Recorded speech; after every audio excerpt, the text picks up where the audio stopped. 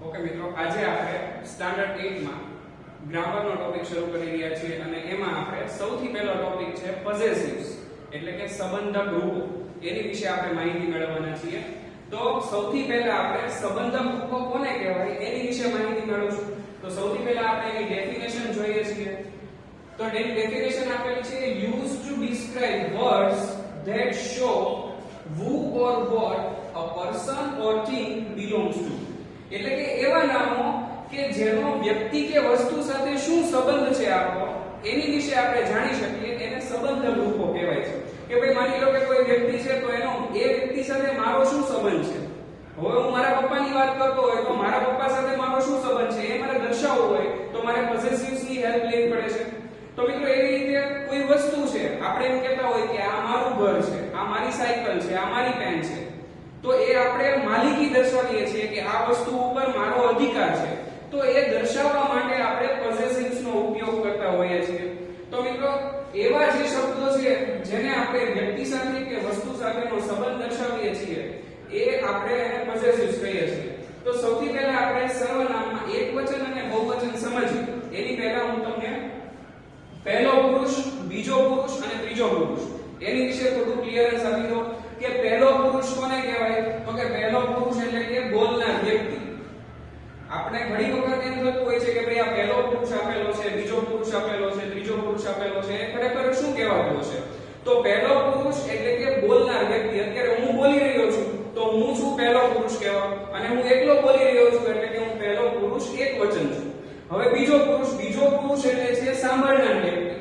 તો જ્યારે હું બોલી રહ્યો છું અને તમે લોકો સાંભળી રહ્યા છો તો તમે લોકો છે બીજો પુરુષ થાવ, સેકન્ડ પર્સન. એટલે ઇંગ્લિશમાં ફર્સ્ટ પર્સન એટલે પહેલો પુરુષ, સેકન્ડ પર્સન એટલે બીજો પુરુષ, અને એવી જ રીતે ત્રીજો પુરુષ કે જે અહીંયા હાજર નથી પરંતુ તેના વિશે આપણે વાત કરતા હોઈએ એ વ્યક્તિ છે એ થર્ડ પર્સન થાય છે અને એ એક વચનમાં થાય છે.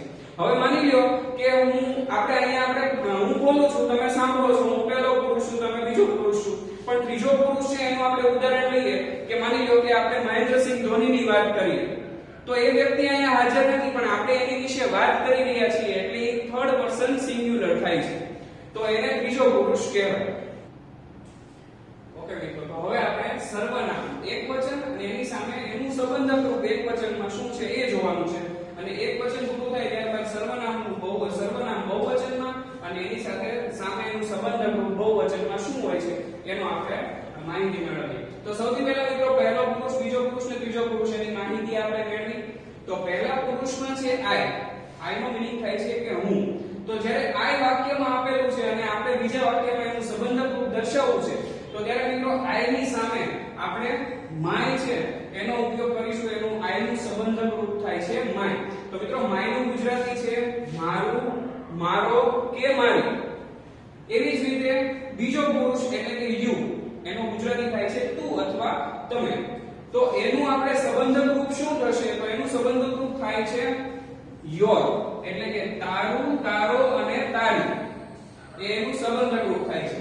ત્યારબાદ મિત્રો ત્રીજું પુરુષ છે. ત્રીજા પુરુષમાં તમે જોઈ શકો છો કે ત્રણ નામ આવેલું છે હી, શી અને ઈટ. તો હી છે તે માટે એટલે કે નારી, નર જાતિની વાત થાય છે. પછી શી છે એનું પણ ગુજરાતી તે થાય છે, એમાં છે નારી જાતિની વાત થાય છે. અને ઈટ છે એટલે પણ તે થાય અને એમાં છે નાન્યતર જાતિ એટલે કે નાન્યતર જાતિ દર્શાવવા માટે. ત્યારબાદ એનું સંબંધક રૂપ શું થાય છે તો કે હી છે એનું સંબંધક રૂપ થાય છે હિઝ અને એનું ગુજરાતી થાય છે તેનું, તેનો કે તેની. ત્યારબાદ શી છે તો એનું સંબંધક રૂપ થાય છે હર, તેનું, તેનો કે તેની. એવી જ રીતે મિત્રો ઈટ છે એનું સંબંધક રૂપ થાય છે ઇટ્સ એટલે કે તેનું, તેનો અને તેની. તો આવી રીતે એકવચનમાં સર્વનામ જે આપણને આપેલા છે એનું આપણે સંબંધક રૂપ દર્શાવવું છે. તો આવી રીતે જે આપણે પહેલા પુરુષમાં આઈ આપેલું છે તો એની સામે આપણે માય સંબંધક રૂપ લખીએ છીએ. એવી રીતે હવે આપણે એ યાદ રાખવાનું છે કે જ્યારે આપણે સેન્ટેન્સ લખતા હોઈએ છીએ તો સેન્ટેન્સમાં કોઈ પણ વખત બે વાક્યો આવે છે. તો પહેલી વખત સર્વનામ કરતા આપેલું હોય, પછી આપણે જ્યારે સર્વનામનો ઉપયોગ કરવાનો હોય ત્યારે એ સર્વનામમાં આપણે સંબંધક રૂપોનો ઉપયોગ છે કરીએ છીએ. તો એવી રીતે મિત્રો એકવચન પૂરું કર્યું હોય ત્યારબાદ આપણે બહુવચનમાં જોઈએ સર્વનામ. તો કે બહુવચનમાં પહેલો પુરુષ છે અને એમાં આપેલું છે વી. તો મિત્રો વી છે હમણાં તો આપણે જોયું હતું કે પહેલો પુરુષ એટલે એક વ્યક્તિ જે બોલનાર હોય છે પરંતુ જ્યારે પહેલો પુરુષ બહુવચન હોય એનો મતલબ એવો થાય છે કે બોલનારા ઘણા બધા છે. જ્યારે એ બોલનારા બહુવચનમાં છે અને એ બોલે છે ત્યારે એ પહેલો પુરુષ થાય છે, એનો મીનિંગ થાય છે અમે. ત્યારબાદ છે બીજો પુરુષ એટલે કે યુ, એનો મીનિંગ થાય છે તમે. બીજો પુરુષ એટલે એવું પણ બને કે સાંભળનારા પણ બહુવચનમાં હોય, ઘણા બધા લોકો સાંભળતા હોય. જે રીતે હું બોલું છું અને તમે સામે ઘણા બધા વ્યક્તિઓ સાંભળો છો તો તમે લોકો બીજો પુરુષ બહુવચનમાં થાવ છો. તો એનો મીનિંગ થાય છે યુ એટલે તમે. અને ત્યારબાદ ત્રીજો પુરુષ છે એટલે they એટલે કે તેઓ. આપણે બીજા કોઈની વાત કરીએ છીએ, આપણે આપણા ફ્રેન્ડ્સની વાત કરીએ છીએ જે અહીંયા હાજર નથી, તો આપણે એની વિશે વાત કરવી છે તો એનું સર્વનામ છે they એટલે કે આપણે એને તેઓ તરીકે સંબોધન કરીએ છીએ. તો એ રીતે મિત્રો પહેલો પુરુષ છે we એટલે કે અમે, તો એનું સંબંધક રૂપ બહુવચનમાં શું થશે? તો કે we છે એનું સંબંધક રૂપ થશે our એટલે કે અમારું. તો જ્યારે અમે એવો શબ્દ આપણે સર્વનામ તરીકે બહુવચનમાં લઈએ છીએ એનું ગુજરાતી થાય છે અમારું. ત્યારબાદ છે બીજો પુરુષમાં you આપેલું છે એનું થાય છે your એટલે કે તમારું. અને they આપેલું છે ત્રીજો પુરુષ બહુવચન એનું થાય છે their એટલે કે તેઓનું કે તેમનું. તો મિત્રો આ કોષ્ટક જે આપણે અહીંયા ડ્રો કરેલું છે એ કોષ્ટકના આધારે હવે આપણે સેન્ટેન્સ બનાવવા જઈ રહ્યા છીએ અને આપણે એ શ્યોર કરવાનું છે કે જ્યારે આપણને સર્વનામ તરીકે I આપેલું છે અને I ની સામે એનું સંબંધક રૂપ my થાય છે એ આપણને યાદ હોવું જોઈએ. તો એ કોષ્ટકના આધારે આપણે સેન્ટેન્સ છે એ બનાવવાના છે. તો મિત્રો હવે પોઝેસિવ્સ છે એની ઉપરથી સેન્ટેન્સ આપણે જ્યારે બનાવતા હોઈએ ત્યારે એમાં પોઝેસિવ્સ નો ઉપયોગ છે એ કઈ રીતે કરવાનો છે એ આપણે સેન્ટેન્સ દ્વારા સમજવાના છે. તો અહીંયા જે સેન્ટેન્સ આપેલા છે એમાંથી પહેલું સેન્ટેન્સ છે એમાં આપણે સૌથી પહેલા શું કરવાનું છે? તો કે સૌથી પહેલા આપણે કર્તા જોવાનું છે કે વાક્યમાં કર્તા શું આપેલું છે. જે આપણે હમણાં કોષ્ટકમાં જોયું હતું કે સર્વનામ એકવચન અને એની સામે એનું સંબંધક રૂપ છે એ બહુવચન, એનું સંબંધક રૂપ આપણને આપેલું હતું. તો એ સંબંધક રૂપ છે એમાં સૌથી પહેલા આપણે જોઈએ તો કે અહીંયા પહેલા સેન્ટેન્સમાં I આપેલો છે. I am Shital, this is blank house. એટલે કે અહીંયા જે કર્તા તરીકે I આપેલું છે એનું કોષ્ટકમાં આપણે સંબંધક રૂપ શું જોયું હતું? તો કે I છે એનું સંબંધક રૂપ જોયું હતું my. તો અહીંયા this is my house એવી રીતે આપણે એનું સંબંધક રૂપ દર્શાવી શકીએ છીએ. હવે આપણે એનો મીનિંગ જોઈએ તો શું કહે છે કે I am Shital, this is my house કે હું શીતલ છું અને આ મારું ઘર છે. તો ત્યારે એની જે ઘરની માલિકી છે એ શીતલ દર્શાવે છે એટલે કે ઘરનો એની સાથે શું સંબંધ છે એ દર્શાવે છે. એટલે અહીંયા જ્યારે I આપેલું હોય ત્યારે આપણે સંબંધક રૂપ તરીકે my નો ઉપયોગ કરીએ છીએ. તો જે આપણે કોષ્ટકમાં જોયું હતું કે પહેલો પુરુષ એકવચન I આવેલું છે તો એની સામે એનું સંબંધક રૂપ છે એ my થાય છે. ત્યારબાદ મિત્રો બીજું આપેલું છે you are a teacher, this is blank class કે તમે શિક્ષક છો, આ ખાલી જગ્યા ક્લાસ છે. તો હવે મિત્રો જોઈએ કે જ્યારે કર્તા તરીકે you આપેલું છે તો you છે એની સામે આપણે સંબંધક રૂપ શું જોયું હતું? you are a teacher, this is your class કે તમે શિક્ષક છો અને આ તમારો ક્લાસ છે. તો ક્લાસની સાથે તમારો શું સંબંધ છે એ આપણે પોઝેસિવ દ્વારા દર્શાવીએ. તો you છે એની સામે આપણે your લખ્યું છે. ત્યારબાદ શું કરવાનું છે કે આપણે દરેક સેન્ટેન્સમાં સૌથી પહેલા જે કર્તા આપણને આપેલા છે એ કર્તા આપણે જોઈ લેવાના છે અને એની સામે એનું સંબંધક રૂપ શું આવે છે એની પછીના વાક્યમાં આપણે લખવાનું છે. તો હવે ત્રીજા વાક્યમાં કર્તા તરીકે આપેલું છે he, જે આપણે જોયું હતું કે ત્રીજા પુરુષ એકવચનમાં જોયું હતું. he છે એનો મીનિંગ થતો હતો તે અને એ નર જાતિ દર્શાવતો. તો he is નીરવ કે તે નીરવ છે. that is ખાલી જગ્યા bicycle કે પેલી ખાલી જગ્યા સાયકલ છે. તો એ ખાલી જગ્યા છે એમાં આવે છે તેની બાઇસિકલ એટલે કે તેની સાયકલ છે.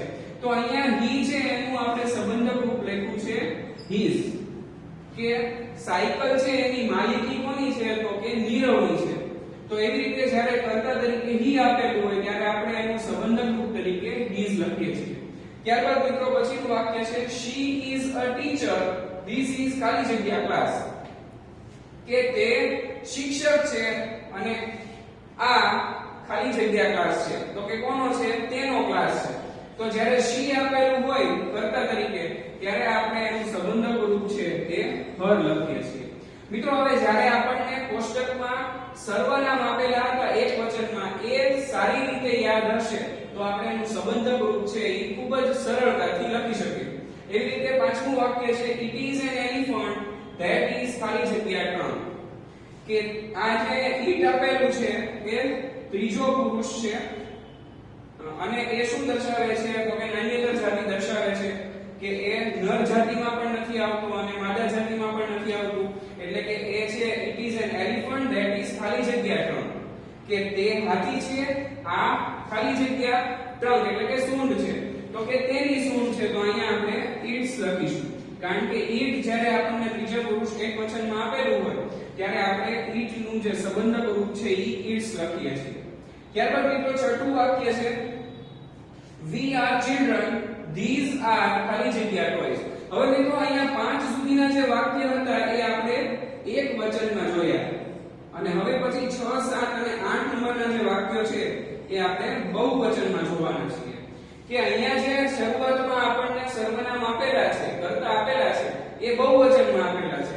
તો હવે મિત્રો જ્યારે આપણને આપેલું છે કે we are children, તો we નું ગુજરાતી આપણે કોષ્ટકમાં જોયું હતું કે અમે થાય છે, કે અમે બાળકો છીએ. these are ખાલી જગ્યા toys, કે ત્યાં જે બધા પડ્યા છે રમકડા કોના છે તો કે અમારા છે. તો હવે જ્યારે સંબંધક રૂપ આપણે લખવાનું છે we નું, તો we નું ગુજરાતી થાય છે અમે, તો આપણે એનું સંબંધક રૂપ શું લખીએ છીએ અમારું કે અમારા. તો we are children these are our toys, કે તે અમારા રમકડા છે. ત્યાર પછીનું વાક્ય છે સાતમું you are Ami and Amit this is ખાલી જગ્યા uncle. હવે મિત્રો એકવાર જોઈએ કે અહીંયા પણ u આપેલું છે અને અહીંયા પણ u આપેલું છે, તો કે બીજો અને સાતમો નંબર જે આપેલો છે બંને જગ્યાએ u આપેલું છે. તો હવે આપણને ખબર કેવી રીતે પડશે કે કયું u છે એ એકવચનના સંદર્ભમાં છે અને કયું u છે એ બહુવચનના સંદર્ભમાં છે. તો મિત્રો જ્યારે આપણે વાક્યને વાંચીએ છીએ ત્યારે અહીંયા જો you are a teacher, અહીંયા આર્ટિકલ a નો ઉપયોગ થયેલો છે, એટલે શું થાય છે કે તમે એક શિક્ષક છો. તો ત્યાં એક શિક્ષકની વાત કરવામાં આવેલી છે એટલે એ એકવચનના સંદર્ભમાં છે.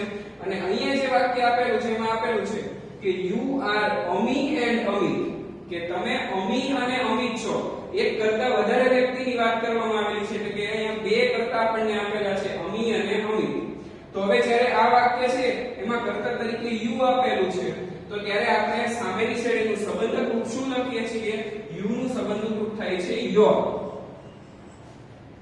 you are Ami and Amit this is your uncle, કે તમે અમી અને અમિત છો, આ તમારા અંકલ છે.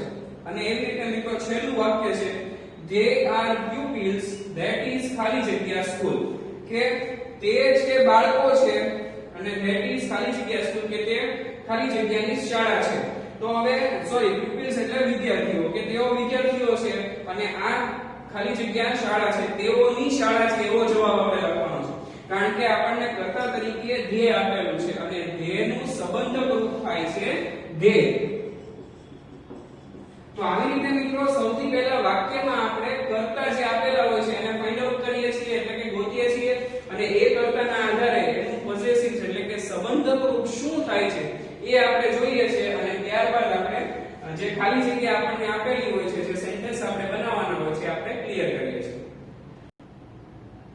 તો મિત્રો હવે અહીંયા પરીક્ષામાં જે રીતે પ્રશ્નો પૂછાય છે એવી રીતે અહીંયા તમને ખાલી જગ્યા આપેલી છે અને સૂચના છે સંબંધક રૂપો પોઝેસિવ્સ વડે ખાલી જગ્યા પૂરો.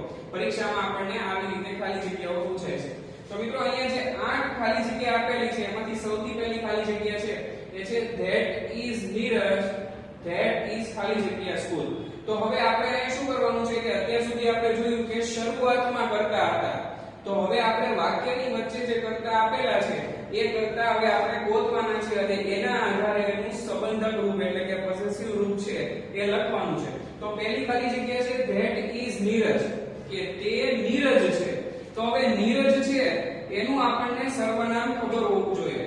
that is ખાલી જગ્યા school, તો હવે નીરજ છે એને આપણે શેમાં લઈએ છીએ તો કે he ત્રીજો પુરુષ એકવચન, કારણ કે એ નર છે, નર જાતિમાં આવે છે. તો નીરજ છે એનું સર્વનામ થાય છે he. તો હવે એનું સંબંધક રૂપ આપણે લખવાનું છે, તો he નું સંબંધક રૂપ આપણે જોયું હતું his થાય છે.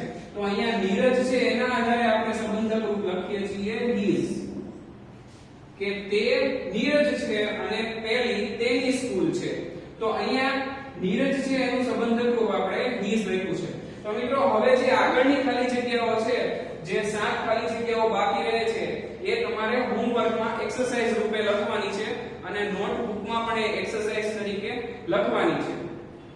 અને અહીંયા તમને વિડિયો પૂરો થશે એટલે તમને એક ફોટો છે એ મોકલવામાં આવશે, એટલે કે તમને ક્લિયરિટીનો પ્રશ્ન ન આવે. Okay, thank you.